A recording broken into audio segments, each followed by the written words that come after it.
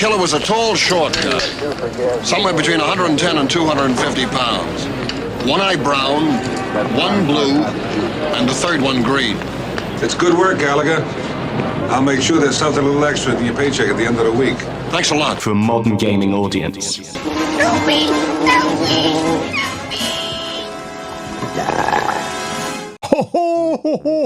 Oh my god, the camera doesn't lie. Like Bucksford says, 6,000 upvotes, 57,000 downvotes. I mean, if that's not a ratio, I don't know what is. Holy moly, man. So, ladies and gentlemen, welcome to another video today, breaking down another story of a woeful decision by a once great video game company.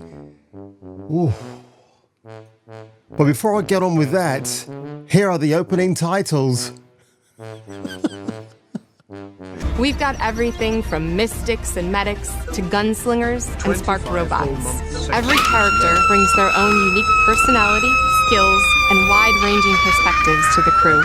Like gameplay longevity for people that become fans of the characters or whatever, but I don't know. You got Wang! The name's Nukem. Duke Nukem. No, I'm not here to kick ass or chew bubblegum. I'm not here to get even with those alien bastards for shooting up my ride either. I'm here to tell you to watch Jason King on Kung Fu Hot Dog. So watch out for him and his babes of the 1980s. Oh, and one more thing. Hail to the king, baby. So Concord, that PlayStation 5 game that we're all looking forward to if you have a PlayStation 5, has gotten a ton of backlash. I can't imagine why. Oh, because the characters rip off Overwatch, the style of gameplay as a hero shooter, or Guardians of the Galaxy, when you can in fact just buy Guardians of the Galaxy and play that instead. But now, yep, it's getting a ton of backlash because of the the pronoun and DEI characterization, all forced upon you folks. Like the most interesting characters in there, I think there's a guy called Trip. All right. But I'm glad this is being reported on because everybody's saying like, why do we have this for?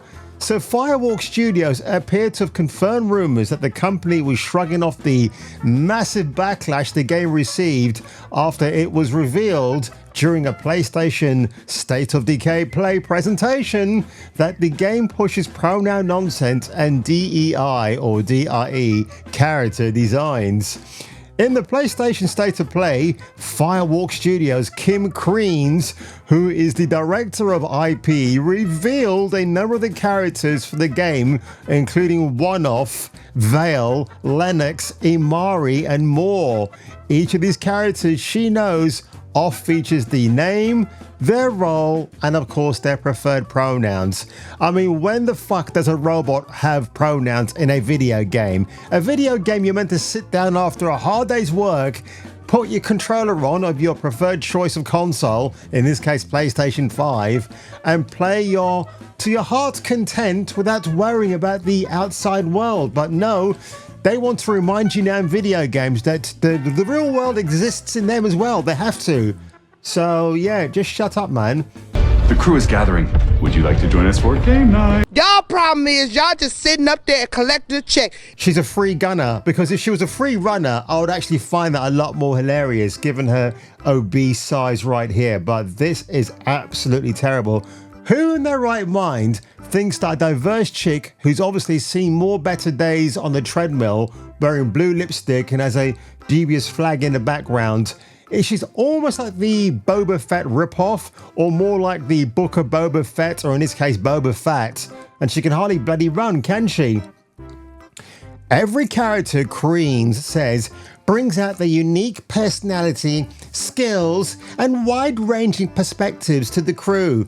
She also details, because of course a woman has to be the head designer of IP on this ill-fated title, every week when you log on to Concord, you will be welcomed with a new cinematic vignette that will give you a chance to see your characters off the job. And I have to admit, those are much better, but when you hear the pronouns in those animated shorts, you just want to turn off. They will feature ongoing narrative arcs that grow the characters' stories and relationships and unpack the broader Concord galaxy. It's not hard to imagine that the game won't be pushing all kinds of disordered and degenerate lifestyles through these cinematic vignettes, given it already lists the pronouns of the characters. Oh no, look at this. So somebody called Lark, they're a tactician, but their pronouns are undecided. Oh my god. Gamers are not having any of it, especially Nick Merckx. Yo, checking in. Look, I opened Twitter. Bunch of my mentions are he, they, she, hey, they, fucking, I identify as a helicopter. God damn it. So as Grum stated on his X post, PlayStation-owned Firewalk Studios has heard your complaints about Concord and ignored them. Because I saw on a live stream not too long ago, the reason why all these companies such as Square Enix, Activision Blizzard and Activision themselves, oh my god, the reason why they're forcing all this nonsense into your video games. Remember recently when Modern Warfare had trans bullets? I don't know what message you're trying to send out there, Activision, but it's very funny if you got a sick sense of humor, which I completely agree with, by the way. Because now the developers don't believe in this crap. They don't believe in the narrative. They just want to make good old-fashioned entertaining video games. But what it is, it's seen as a tax incentive, it's more money to the pot. But unfortunately, folks, there's no such thing as a free ride, okay? There's always something at the end of your destination you need to pay for.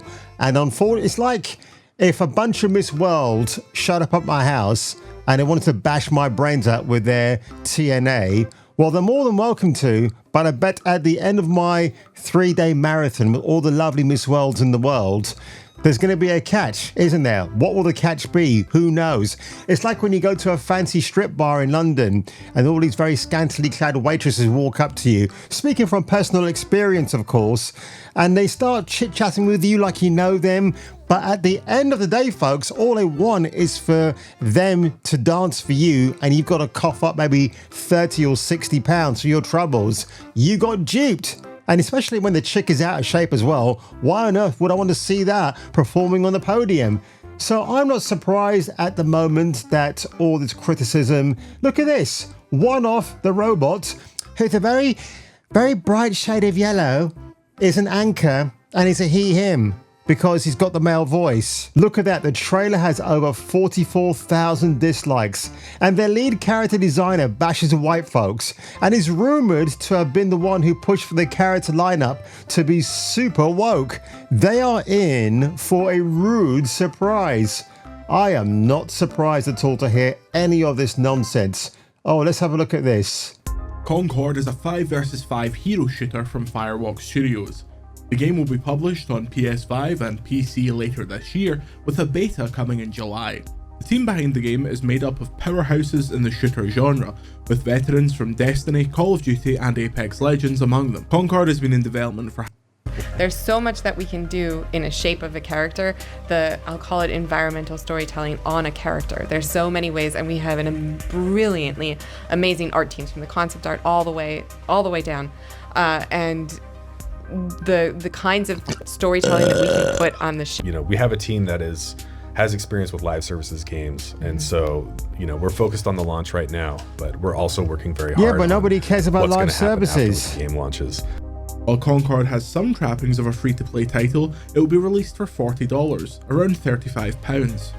We wanted to know what other ways the game plans to monetize, especially when it has to fund a huge amount of ongoing content with vignettes. Oh, I can't wait to hear Concord, this. We're going to launch with our 16 characters, our 12 maps, and our 6 modes.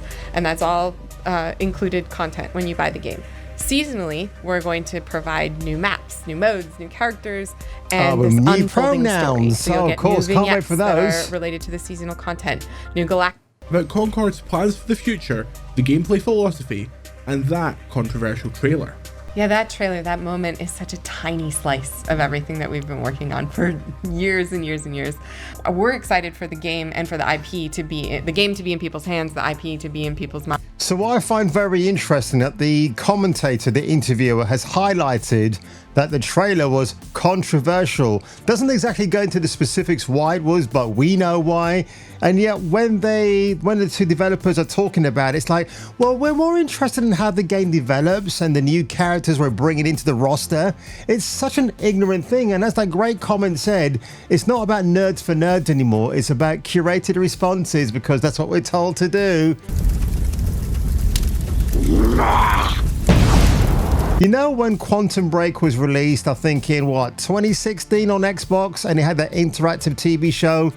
Wasn't really a big fan of that, but I liked the game for the most part. You had Aidan Gillen and the dude who played Iceman, although I prefer the original character design they had for that many, many moons ago. But there you go, man. It's like, I mean, I don't mind that too much, but really a video game should just be a video game. No interactive television elements, no other outside nonsense to bridge those gaps. I don't want that. I just want to see a video game and to play one. But of course, the worrying news is now, like with the next iteration of consoles coming out, they're doing away with physical games. It's going to be digital only. Tell me, boys and girls, at that point, are you still going to be invested in buying a video game or a brand new console? I won't be, because at that point, I'll still be using my PlayStation 4, my Xbox 360, my Series 1. That's it. I don't care, because funny enough, when those machines become obsolete, in hopefully most cases, they'll be very cheap to buy. Even now, they'll be cheap to buy if you want to get them on the second-hand market. So yeah, Concord, I'm not surprised, is getting a ton of backlash. It deserves to get a kick in the nuts, so who cares about that one? Ubisoft CEO Yves Guillemot announces Assassin's Creed remakes will modernize them. Oh, I wonder why. Holy shit. You know what you should do in this stage, folks? Right now, just don't buy the modern remakes. Stick with the old ones. That's what I'm going to do. Yves Guillemot is a piece of shit, by the way, because he and his brother Christian, they have a lot of allegations levied at them from employees at Ubisoft, and I wondered if they pay them all off with hush-hush money, never to say anything, so they can keep their jobs. But he's an absolute effing scumbag anyway. Yeah, they're going to... So that means, I mean, look, there's a new Splinter Cell game in the works. Until I see what they do with Sam Fisher and the rest of the characters and maybe change the story around, I think the story will stay the same because they can't afford to remake and bring in brand new voice actors. They want to keep everything in-house and maybe just remake it in a different way. And I don't know, it might be a like-for-like the same game. So in an interview posted to Ubisoft's website, Guillermo was asked, on the Assassin's Creed front, not the back, we've had Mirage, which was a leaner homage to the series' roots, and now Shadows, where Yasuke is your first black samurai of diversity in a feudal Japan where he kills the Japanese natives. How does that work?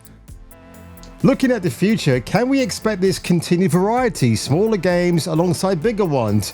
He responded, firstly, players can be excited about some remakes, which will allow us to revisit some of the games we've created in the past and modernize them for a modern audience. There are worlds in some of our older Assassin's Creed games that are extremely rich. What do you mean by that? Secondly, to answer your question, there'll be plenty of experience variety. From a man who doesn't play video games, by the way, I need to point that out to you. The goal is to have Assassin's Creed games come out more regularly, what you mean, put them out from the rear end, but not for it to be the same experience every year. It's quite likely that Ubisoft is following in Atlas' footsteps and will be delving into a variety of different genres. We're going to get, I tell you what, they're going to take Ezio Auditore and they're going to turn him from that to a she. That's what they're going to do. Strike, yeah, I just don't care. I really do not care. All I care about saying at this moment in time is I'm obviously going to blame Kim Belair's influence when she was with Ubisoft briefly in 2019, 2020. So I blame her. I blame the uprise of DEI and ESG, how it's just making customers, or not the customers, making the developers quake in their boots, because if they don't do what they're told with free money being thrown at them, they're going to start walking out onto the unemployment lines. So this is absolute dog shit anyway, and every time I see these silly mission statements about colleagues and culture and transparency, back in the old days when you'd put in an AC game and it would have that disclaimer coming up about this game was crafted by people of all different faiths and nationalities, and you didn't mind that. It was a cool thing to see, because what they were what's the word I'm thinking of? What they were alluding to was that you're not going to get any misrepresentation of certain religious ideas in a particular franchise of Assassin's Creed, or whether it's set in another part of time. You know, everybody's an expert in their field. They're bringing their knowledge forward. They've researched it before they put it onto a video game. That's what it is. But all of a sudden now, it's a toxic environment to work for, video gaming, because it ain't no different to a 9-to-5 job or anything else out there, right? So you can't tell me that video game developers have your best interests at heart. They don't. They just want to make a really shit product. They hope you buy it with your money, and when you don't, well, they're going to suffer fools gladly, aren't they? And you know what? I say let them. Whew. Man, that was a rant and a half today, folks, I tell you. But I've enjoyed every single minute of it today. So, what is it like to be back after a few days of being sick? Quite good, actually. I've had a time to sit back, relax, watch a few things, do a bit of a catch up. Very funny to watch Joe Biden on the podium, absolutely losing his mind. I thought it was going to be an episode or one of those moments from David Cronenberg's Scanners where Trump turns to him and makes his head explode. I was almost half expecting that, you know, like something out of The Running Man, for example, in that dystopian universe. So, ladies and gentlemen, if you were me and if I were you, you might want to come back for the next video. Tune in next time, Space Freaks, and hear your doobry go ping in the next gripping installment of Kung Fu Hot Dog.